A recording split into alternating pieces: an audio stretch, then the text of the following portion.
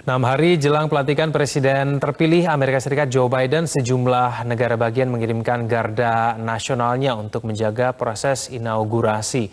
Kita telah terhubung dengan jurnalis VOA Virginia Gunawan di Alexandria, Virginia, Amerika Serikat. Virginia, bagaimana suasana keamanan di ibu kota jelang upacara pelantikan Presiden terpilih Joe Biden?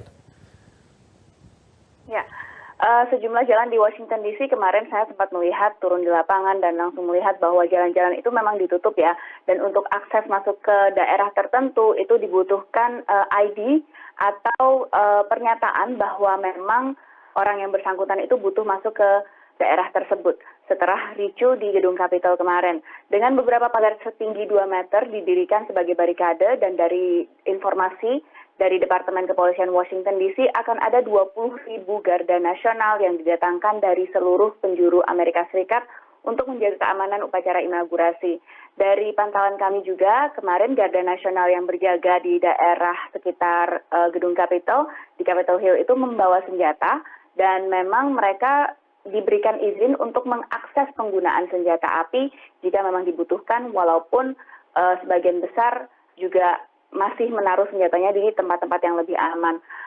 Upacara pelantikan Presiden AS sendiri memang adalah salah satu event yang paling ketat pengamanannya, tapi belum pernah terjadi sebelumnya seperti ini, karena kalau kita bandingkan dengan inaugurasi Donald Trump pada tahun 2017, 4 tahun yang lalu misalnya, garda nasional yang diaktifkan waktu itu hanya sekitar 8.000 orang saja, dibandingkan Biden kali ini yang mencapai 20.000.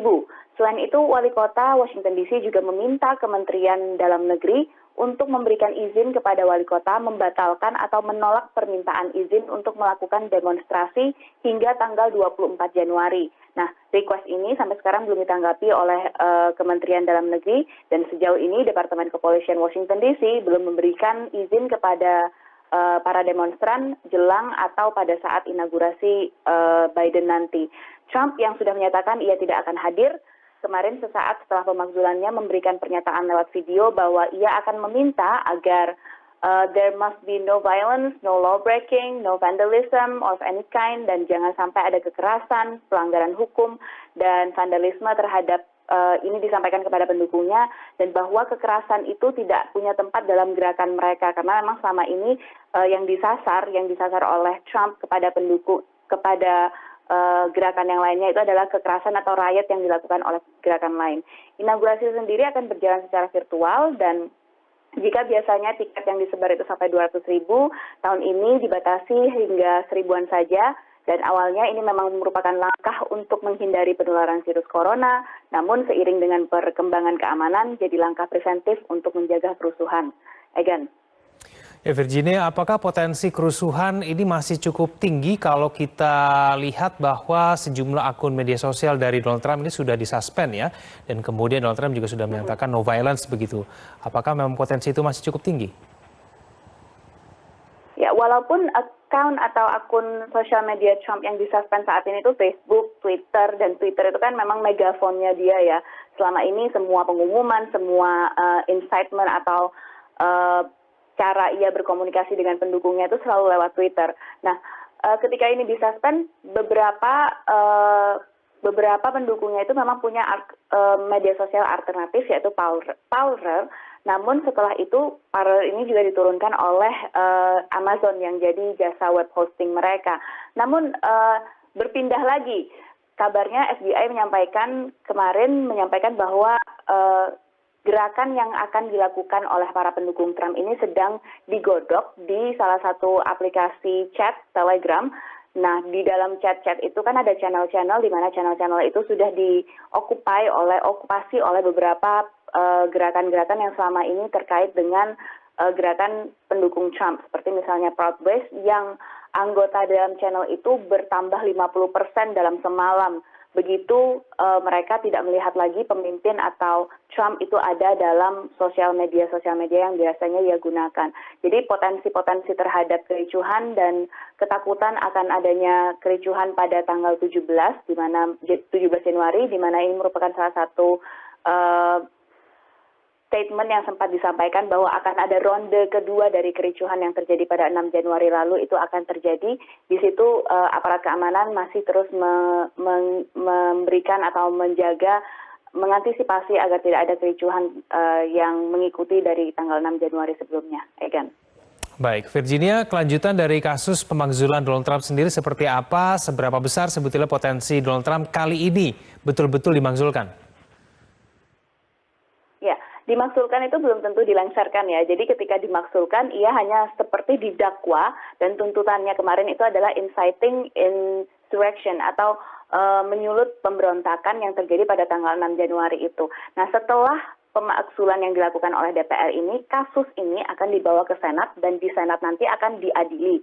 Nah, oleh Senat, senator ini akan mengadili dan senator ini seperti kalau misalnya kita nonton di film sistem hukum di Amerika Serikat itu senator akan jadi seperti jurinya.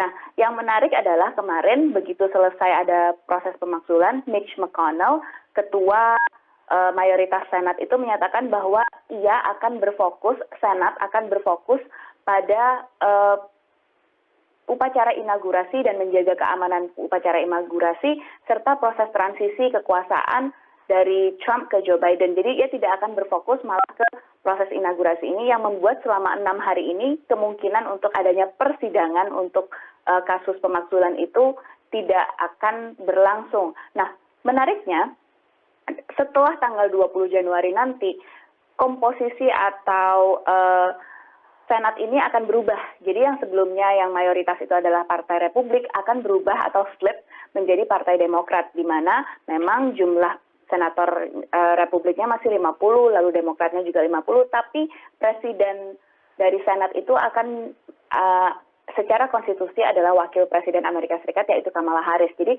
tiebreaker atau pemecah suara jika kedua kubu ini tidak bisa menemukan kata sepakat itu di Kamala Harris.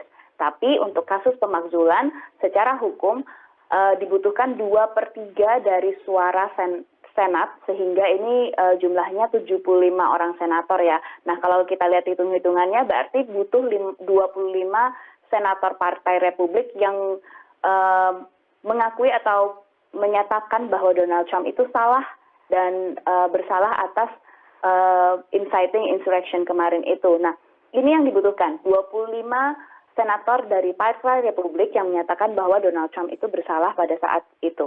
Nah, kemungkinannya seperti apa kita belum tahu. Beberapa media, beberapa analis juga sudah melihat adanya kemungkinan yang pasti kemarin waktu pemakzulan yang pertama Mitt Romney itu satu-satunya senator dari Partai Republik yang mau atau yang menyatakan bahwa Donald Trump bersalah pada pemakzulannya yang pertama. Nah, apakah nanti akan ada 25 senator dari Partai Republik yang akan menyatakan hal yang sama? Itu yang akan dinanti, tapi jawabannya mungkin kita akan ketahui setelah Joe Biden, presiden terpilih ke-46 itu naik jadi presiden Amerika Serikat. Egan.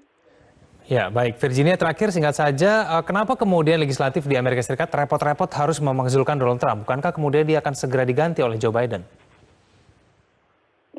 Ini menarik ya, karena ketika lengser, ketika Presiden Trump itu berhenti jadi presiden, ia akan dapat sejumlah privileges. Misalnya, ia itu punya pas pampres atau Secret Service akan tetap menjaga keamanan dia, lalu ia akan punya allowance atau uang pensiun, semacam uang pensiun begitu yang diberikan kepada dia dengan jumlah yang cukup signifikan. Selain itu dia juga akan mendapatkan National Security Briefing, di mana ini adalah briefing yang diberikan kepada mantan Presiden Amerika Serikat untuk dimintai pendapat jika ada masalah tertentu. Namun yang diincar oleh sejumlah anggota DPR itu adalah kemungkinan bahwa Donald Trump akan menjadi atau mencalonkan diri menjadi presiden kembali pada tahun 2024.